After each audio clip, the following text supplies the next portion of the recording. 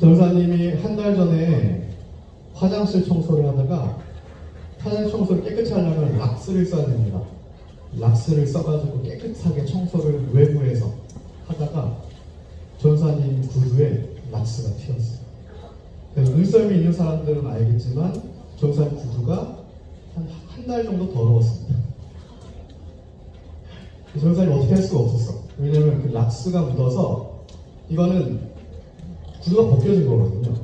구두가 뭔가 덧칠해진 게 아니라 구두가 벗겨져서 녹처럼 묻어 있는 거예요. 전사님이 생각할 때 전사님 생각으로는 이 구두가 락스가 묻어가지고 녹같이 지금 됐는데 벗겨져서 빨갛게 되었다. 그럼 아무리 해도 가만히 생각이 나진 않는 겁니다. 그래서 어떻게 할까 전사님이 고민을 한 달을 했습니다. 한 달을 고민만 했어요. 근데 지하 전사님이 전사님한테 구두를 버리라고 새로 사주겠다 제안을 했어요. 근데 전사님 단칼에 거절했습니다. 이 구두는 비싼 구두입니다. 전사님이 무려 20만 원을 주고 운동화처럼 편한 구두라 버릴 수 없습니다. 외형이 좀 그렇다고 버릴 수, 난 그냥 신겠다. 그리고 한 달을 신었습니다. 근데 계속 그렇게 신다 보니까 더 못 신겠더라고요. 이게 안 맞는 거야, 복장에. 그래서 전사님 고민하다가 근처를 지나가는데 구두를 닦는 아저씨가 있어서 구두 닦는 아저씨한테 전사님이 구두를 가지고 갔어요. 아저씨, 선생님, 저의 구두가 이렇게 락스가 묻어서 벗겨졌는데도 새롭게 될 구두가 있겠습니까? 전사님 크게 기대 안 하고 물어봤습니다. 그러니까 그 선생님이 당연히 이거는 새롭게 될 수 있습니다 하고 전사님의 구두를 그 구두 아니에요. 보이십니까? 이게 반짝반짝하죠. 이렇게 깨끗하게 아주 새 것처럼 전사님 구두는 아니에요. 아주 새 것처럼 이렇게 바꿔주셨어요. 원래는 더러웠어요. 근데 전사님이 그 선생님께 맡기니까 불과 20분 만에 구두가 깨끗해지는 새 역사를 전사님한테 경험을 시켜줬습니다. 옛 구두는 가고 새 구두가 오고 주위에서 다 버리라고 했어. 근데 전사는 믿음이 있었습니다. 언젠가는 고쳐질 거라는 확실한 믿음이 있었어요. 여러분, 오늘 본문의 모세의 삶이 얼룩 묻은 구두와 같은 삶이었어요. 너무나 좋은 구두였습니다. 너무나 좋은 삶이었어요. 40년간은 애굽의 왕자 교육, 당대 누구보다도 지정의, 지성과 감성, 누구보다도 양육을 잘 받은 감정. 엄마한테 무려 유모가 엄마였잖아요. 학식도 갖췄어. 의지도 갖췄어요. 지도자가 될 만큼. 요세푸스의 기록에 보면 당시의 모세는 에티오피아랑 전쟁을 해서 승리할 수 있었던 정도의 용감성을 가진 장군으로 나옵니다. 단순히 이집트의 왕자 정도가 아니라 이집트의 왕자면서도 외국과의 전쟁에서 승리를 했던 그런 힘있는 장군이었어요. 모세에게는 더 이상 부족할 게 없는 세력도 있잖아요. 지지자도 있고. 모세 엄마가 하셉스트, 당시 대리 통치자라던 절대 여성분이셨어요. 당연히 모세는 탄탄대로를 생각했을 거고, 내가 이 민족을, 유대민족은 내가 유대민족이니까 이 민족을 도와주면 내가 이 나라를 새롭게 할 수 있겠다. 그런 자신의 힘으로써 이 나라를 바꿀 꿈도 꿨을 겁니다. 그러니까 애국 사람을 돌로 쳐서 죽였을 생각을 했을 거예요. 근데 웬걸 모세의 계획대로 됐습니까? 안 됐어요. 모세 엄마가 실각을 해요. 하섹스트가. 그리고 모세의 실각은 뭐냐면 그 왕비의 대리 통치하던 자리에 쫓겨났어. 그리고 모세의 라이벌이었던 왕이 파라오가 되면서 모세는 사실은 정치범이 되면서 이러한 여러 가지 사건에 맞물려 도망가는 겁니다. 그렇게 광야에서 나그네 생활을 40년을 한 거예요. 40년. 내가 여태까지 살아왔던 삶만큼의 더 삶을 지금 과거의 애고의 왕자 시절을 뒤로하고 지금 현재는 쫓겨다니는 살인자 모세, 정치범 모세, 잡히면 애굽에서 직결 심판을 받는 그러한 나그네 위치에 놓이게 오늘 얼룩진 인생의 모세의 삶입니다. 버려진 것 같아요. 폐기될 것 같습니다. 그런 아무런 소망이 없는 모세예요. 그러나 하나님의 생각은 달랐습니다. 하나님은 앞으로 모세에 주어질 40년을 이스라엘의 유일한 지도자 모세, 리더, 이 민족을 반드시 가나안으로 선조들에게 약속을 완성시키려 데려가야만 한 하나님의 능력의 종으로 생각하고 계셨어요. 그런 모세를 하나님께서 찾아오십니다. 너는 사명자다. 너는 버려질 구두 같은 존재가 아니라 새롭게 되어서 새롭게 사용될 나의 종이다. 이제 내가 너를 사용하겠다고 오늘 말씀하시는 겁니다. 출애굽기 3장과 4장에 떨기나무 가운데 불로 임하셔서 이제는 내가 너를 사용하겠다. 근데 모세가, 여러분, 모세를 보면 여러 가지 생각을 하게 되는데, 우리도 그런 사용을 이렇게 쓰겠다는 거예요. 모세가 하나님이 말씀하시는 거예요. 하나님이 모세한테 내가 이제 지훈아 너를 사용할 거야. 내가 너에게 말도 줄 거야. 능력도 줄 거야. 너는 내가 이 민족을 구원할 나의 그릇으로 내가 만들었어. 라고 하나님께서 앞으로 어떻게 될 것도 알려주셨어요. 출애굽기 3장에 보니까 너는 앞으로 나의 능력을 보이게 될 건데 바로 안 보내줄 거야. 그러나 결국에는 이집트의 모든 폐물을 가지고 내가 약속한 땅으로 가게 될 거야. 근데 모세가 그 말을 들었어. 다 들었어. 아, 예 하나님, 네 하나님, 예 하나님, 제가 그렇게 하겠습니다 라고 했습니까? 아니에요. 모세는 믿음이 없었어요. 그리고 믿음이 없기 때문에 순종도 없었습니다. 믿음이 있고 순종이 있어서 하나님이 모세를 사용하신 게 아니란 얘기입니다. 하나님께서는 하나님이 택하신 자들에게 반드시 그에 맞는 믿음과 순종할 수 있는 능력을 주시는 소망의 하나님이세요. 새롭게 하신 하나님입니다. 낡은 구들을 버리지 않고 다시 새 것처럼 우리 인생을, 여러분의 앞으로의 삶을 그렇게 회복시켜서 반드시 하나님이 지금 약속 주셨던 꿈을 이루실 하나님이 모세의 하나님이고 아브라함의 하나님이고 이삭의 하나님, 야곱의 하나님, 나의 하나님이신 겁니다. 우리는 그 사실을 믿어야 됩니다. 그리고 그 믿음이 오늘 우리에게 주어질 때 하나님은 하나님의 능력의 지팡이와 거듭난 손, 깨끗한 손, 새롭게 되는 손을 함께 주시는 은혜를 더하여 주세요. 네, 우리가 사실 이제 알아야 되는 것은 모세가 원래 갖고 있던 막대기는 아무 능력이 없는 막대기입니다. 이 막대기로 기껏해야 사람 정도 때려서 죽일 수 있는 정도. 아마 모세가 막대기로 사람을 때려 죽였겠죠. 그 정도. 아무런 능력이 없어요. 막대기 하나로 이 민족을 구원할 수 있는 능력이 없어요. 모세의 손으로 뭐 하겠어요? 태신 먹은 노인인데. 그런데 하나님께서 하나님의 지팡이를 모세에게 주시니까 모세의 손이 문둥병에 걸려서 다시 새롭게 되니까 어떤 역사가 일어납니까? 능력의 지팡이는 세상을 이기는 지혜로 모세에게 주어집니다. 이 세상을 분별하는 지혜로 모세에게 주어져요. 그리고 이 거듭난 손은 하나님을 아는 지혜로 모세에게 주어집니다. 성경에 보면 지혜라고 하는 단어가 여러 용례로 나오지만 크게 두 가지 정도로 사용됩니다. 히브리어로 보면 이 지혜라고 하는 단어는 크게 호크마라고 하는 단어랑 샤칼이라고 하는 단어로 쓰였는데, 호크마가 이 세상을 이기는 지혜라고 할 때 호크마를 써요. 솔로몬이 받았던 지혜가 이 호크마, 세상을 분별하는 지혜였습니다. 그래서 솔로몬은 부를 얻을 수 있었어요. 그래서 솔로몬은 누구보다 똑똑할 수 있었어. 왜? 세상을 이기는 지혜는 갖고 있었으니까. 하지만 여러분, 우리가 알다시피 솔로몬이 결국에는 하나님을 떠나죠. 마지막은 또 어떻게 될지 모르지만 우리가 아는 성경에 따르면 솔로몬은 이방 여인의 우상 숭배, 하나님을 대적하여서 본인을 높인 차를 모든 것이 헛되다라고 고백할 정도로 망가진 자리까지 나아가요. 왜? 거듭난 손은 갖지 못했기 때문에. 모든 것이 좋겠어요. 솔로몬은 부족한 게 없었습니다. 광야 생활을 못했어요. 그래서 그에게는 문둥병에 걸린 손밖에 없었어요. 하나님을 아는 지혜가 부족했습니다. 그러니까 우상을 하나님 자리에 대체했어요. 여러분 반드시 명심하십시오. 우리에게는 호크마, 솔로몬이 받은 지혜도 받아야 해요. 세상도 분별해야 됩니다. 하지만 그 모든 세상을 이기는 지혜는 반드시 거듭난 지혜에서 올려져야 돼요.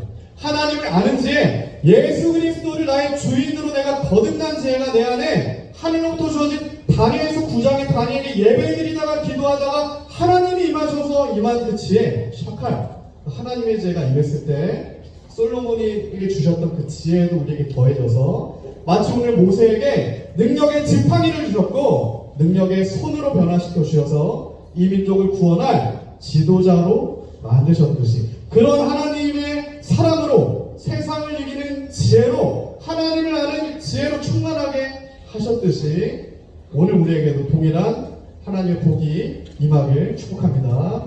그래서 형통이라는 단어 알죠? 형통은 잘 된다는 거잖아. 범사에 뭘 해도 잘 돼. 전사님 앞에 길이 100개가 있어. 옛날에 전사님 새벽 설교했을 때도 얘기했는데 안토니오 코키아라는 사람이 현대 철학에서 이런 얘기. 여러분 앞에 문이 100개가 있는데 여러분이 정말 몇 날 며칠 고민해 몇 년을 고민하다가 100개 중에 하나의 문을 이렇게 열었어. 그럼 길이 있어야 되잖아. 길이 없어. 100개 중에 하나를 10년 고민해서 열었는데 또 문이 100개가 있어. 어떨 것 같아요, 여러분? 그러다가 여러분 삶이 끝나. 그게 하나님을 모르는 하나님의 지혜가 없는 자들의 결론입니다. 그러나 우리는 그런 허망한 인생으로 가면 절대 안 됩니다. 우리에게는 하나님이 주시는 지혜가 있어요. 세상을 이기는 지혜도 주십니다. 반드시 우리가 나의 손이 문둥병에 걸렸구나. 이것을 깨달아야 돼요. 나는 나병에 걸린 자구나. 나에게는 아무 소망이 없구나. 하나님이 나에게 유일한 소망이십니다. 하나님의 지혜가 내게 필요합니다. 성령님이 내게 오셔야 되는구나. 예수님을 내가 만나야 되는구나. 오직 구원은 하나님께로 말미암는다는 거구나. 이걸 여러분 오늘 우리가 깨달아 알 때 우리가 우리 문둥병에 걸린 손을 문둥병에 걸린 모세를 하나님께서 새롭게 능력으로 변화시켰듯이 오늘 우리를 그렇게 하실 겁니다. 우리 능력의 하나님께서 할렐루야. 그래서 이 능력의 지팡이와 거듭난 손 누구의 지팡이와 누구의 손입니까? 예수 그리스도세요. 예수님이 저와 여러분의 목자십니다. 목자에게는 반드시 필수적인 게 있는데 양떼를 올 지팡이. 이 지팡이의 용도는 늑대를 이렇게 지팡이로 물리치고 양들 이렇게 몰고 이렇게 지팡이로 일어나세요. 양들 몰고 이런 지팡이가 예수 그리스도의 지팡이에요. 그러니까 오늘 우리에게는 예수님의 지팡이, 예수님이 우리를 찾아오셔야 돼요. 우리 안에 예수님으로 거듭남이 있어요. 그래야 망가진 나의 모든 기능과 우리 지성도 망가졌어요. 감정도 타락했습니다. 의지도 망가졌어. 내 힘으로 하려고. 이 망가진 것도 문둥병입니다. 문둥병은 여러분 성경의 가장 큰 병이에요. 문둥병은 치료약도 없어. 그냥 죽게 되는 병이에요. 근데 문둥병을 조사님 찾아보니까 처음에 어떻게 시작하냐면 여기 보이죠? 한 0.5cm 정도는 이 틈으로 시작하는 겁니다. 문둥병. 점과 같은 틈이에요. 이 점이 이렇게 시작되면 이 문둥병이 몸 전체를 삼켜버려요. 조금 손톱도 안 되는 균열에서 전체가 삼켜지는. 그래서 나중에 문둥병이 왜 무서운 병이냐면 한숨병 환자 이렇게 누워있는데 쥐들이 옛날에 막 쥐들이 돌아다니잖아. 쥐들이 몸 옆에 와가지고 막 발이라든가 막 이런 거를 이렇게 있어도 못 느껴요. 그러니까 내가 길을 가다가 차가 내 손을 쳤어. 이렇게 손이 날아갔어. 근데도 안 아파. 아무 감각이 없는 상태가 문둥병이었어요. 그래서 문둥병은 무서운 거예요. 문둥병이 한번 걸리면 손발이 썩어져 나가는데도 안 아파. 그러니까 점점 없어지겠죠. 그러니까 몸만 남는 겁니까? 죽음에 처하는 직전에 가서도 못 느끼는 게 문둥병입니다. 여러분, 오늘 모세에게 하나님께서 하나님 사용하시기 직전에 그것을 깨닫게 해주신 것은 우리가 깨달아야 되는 겁니다. 저와 여러분이 깨달아요. 우리에게는 소망이 없는 거구나. 아무리 애국 최고의, 당대 최고의 지식을 가지면 뭐합니까? 모든 세계관을 분별하면 뭐예요? 그죠? 모세. 아무리 그 용맹성, 감정, 흔들리지 않는 감수성, 우리 민족을 사랑하는 아무리 그런 감성을 가지면 뭐합니까? 의지. 돌로 애굽인을 쳐서 이 민족을 구하는 의지까지 있어. 그럼 뭐합니까? 오늘 나는 하나님을 모른다라고 말하는 처지까지 갈 수 있는 게 모세였다면 우리도 그렇게 될 수 있는 겁니다. 그래서 우리는 오직 우리의 목자 되신 예수 그리스도만을 의지해야 돼요. 예수님의 능력에 지팡이만 의지해야 돼요. 그리고 우리의 망가진 손을 새롭게 해달라고 주의 긍휼을 구하는 기도와 간구로 나가야 합니다. 자, 그런데 오늘 모세가 뭐라고 얘기합니까? 출애굽기 4장에 계속해서 하나님 저는 할 수 없어요. 저는 말도 못해요. 다 까먹었어요. 옛날에 40년 왕자 교육 받았던 거 지금 40년에 나의 일상에서 양치기 생활을 하다 보니까 다 까먹었어. 하나님 나에게 준 약속도 생각도 안 나요. 다 잊어버렸어요. 그런 모세에게 뭐라고 말씀하신 거냐면 다시 한번 읽어보겠습니다. 시작. 여호와께서 그에게 이르시되 누가 사람의 입을 지었느냐 누가 말 못하는 자나 못 듣는 자나 늙어있는 자나 맹인이 되게 하였느냐 나 여호와가 하나님은 하실 수 있다는 겁니다. 아무리 환경적으로 아무리 누가 보기에 아무도 못한다 누가 보기에도 이 구두를 버려야 된다 라고 얘기해도 하나님은 새롭게 하실 수 있다는 겁니다. 이제 가라. 내가 너의 입과 함께 하겠다. 내가 내 영을 너희 속에 두어서 새 영과 새 마음으로 너희가 거듭나서 이제는 나의 율례와 법도와 규례를 지켜 행할 수 있게 하겠다. 여호와의 말씀이 너를 통하여 응하게 하겠다. 직접 하나님께서 우리의 목자, 스승이, 선생이, 부모님이 되어 주시겠다라는 약속이 오늘 우리에게 주어져 있습니다. 할렐루야. 우리는 이 할 말은 뭐냐면 마태복음 10장 19절 20절에 보면 이렇게 얘기해요. 예수님께서 하시는 말씀이죠. 너희를 넘겨줄 때 북한 지하교회 성도들은 예수님 믿다가 잡혀가잖아. 그들은 크게 고민하지 않습니다. 왜? 하나님을 신뢰하니까. 하나님이 할 말을 주신다라고 취조실까지 정신없을까지 가는 그리스도인들이죠. 너희가 무엇을 말할지 어떻게 해야 될지 염려하지 말래요. 그때 내가 너희에게 할 말을 주겠다. 말하는 너희가 아니라 너희 속에 말씀하시는 이 곧 너희 아버지의 성령이시다. 성령 하나님께서 우리로 하여금 무엇을 말해야 할지 무엇을 행동해야 할지 어떻게 하면 내가 그리스도인답게 살 수 있을지를 가르쳐 지켜 행할 수 있도록 도와주신다는 것. 오늘 우리에게 그 믿음이 회복되어야 됩니다. 다시 모세에게 하나님을 향한 소망이 하나님을 만나 주의 말씀을 들음으로 회복되었듯이 오늘 우리도 여러분의 평생에 걸쳐서 낙심하고 넘어질 때 가정의 어려움, 나의 병, 돈의 잃음 여러 가지 문제로 하나님의 그 역사 보이지 않는 다시금 아버지 성령을 의지하고 주의 말씀을 의지하여서 오직 주의 능력을 힘입어 이 세상을 이기는 자가 되는 그리스도인이 여러분이 되길 예수님의 이름으로 축복합니다. 그래서 이 모든 과정을 거쳐서 모세에게는 새로운 손이 주어진 겁니다. 우리의 손은 새로워져야 돼요. 여러분의 손에 쥐고 있는 막대기는 버리세요. 나는 좀 학교 좋은 데 가면 앞으로 나는 이렇게 우리 엄마 아빠 따라가면 다 버리세요. 다 필요 없는 쓸데기 없는 죽어있는 막대기입니다. 이런 걸 여러분이 손에서 버리고 그 막대기를 주님 손에 올려드렸을 때 주님께서 생명의 막대기를 우리에게 주신다. 생명의 지팡이를 주신다. 능력의 지팡이, 그 지팡이로만 민족을 구원할 수 있고 그 지팡이로만 한 영혼이 살아날 수 있는 새로운 능력을 오늘 우리에게 모두에게 주시겠다 하나님께서 약속하고 계십니다. 그래서 이제는 그 지팡이를 사용할 수 있는 새로운 손이 너희가 된다면 그 지팡이를 사용할 수 있는 손이 되려면 여러분 예수님을 만나셔야 됩니다. 성령으로 거듭나셔야 돼요. 성령께서 내 안에서부터 철민아 너는 너의 할 말을 내가 주겠다. 하나님께서 우리에게 그 말씀을 주셔야 돼요. 그때 우리가 그 주님의 손에 주신 막대기를 힘입어서 하나님의 일들을 행할 수 있는 겁니다. 그 지팡이를 뻗었을 때 홍해가 갈라지는 거예요.